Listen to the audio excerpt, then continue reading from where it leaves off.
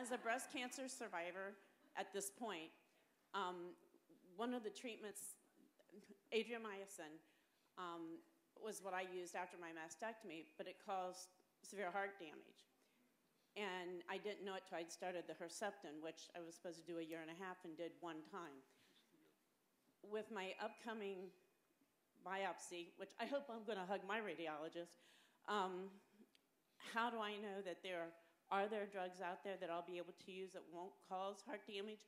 And if not, could you hurry and work on something? So first of all, we of course, as you know, we can't really answer individualized questions. Well, I mean, about health, I'm sure I'm not the only person this has happened. And the short answer, which I'll just answer for you, is yes. There are many other drugs. In fact, the two that cause heart damage are mostly doxorubicin and its cousin epirubicin, as well as its distant cousin Doxil, and of course trastuzumab or Herceptin. And that's really pretty much it from our perspective. So everything else is okay.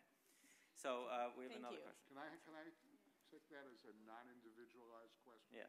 As to what Chuck is obviously much shyer than I am, so I'll speak for what he does as well. What we can do now, we've mentioned it a lot, we can start, and we're doing it at Sloan Kettering and many other institutions that are represented here, is sequencing the patient's tumor.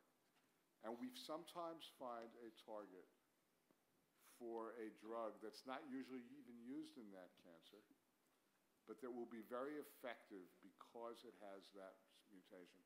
That's what we hope to do in the next 5 years, and it's happening right now at multiple institutions. So he's bringing us back to the promise of the panel discussed, which is individualizing and targeting both patient and care. George, I saw you wanted to make a point.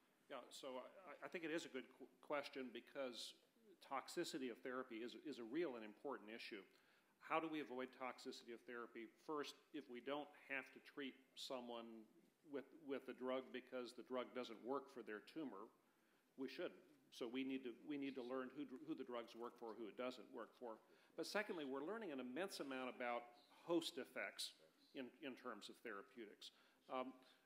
My colleague Brian Schneider, who's here and who's a BCRF awardee, is working on what are called single nucleotide polymorphisms, looking at difference in host genetics that affect... Just to interrupt, so you all know when he says host, he means the rest of the body, not the cancer. Right, not the tumor, but what surrounds the tumor, okay, us. Those host genetics turn out to be very important in terms of how people respond to drugs. And being able to measure those host differences going forward is going to change immensely who we treat with what drugs.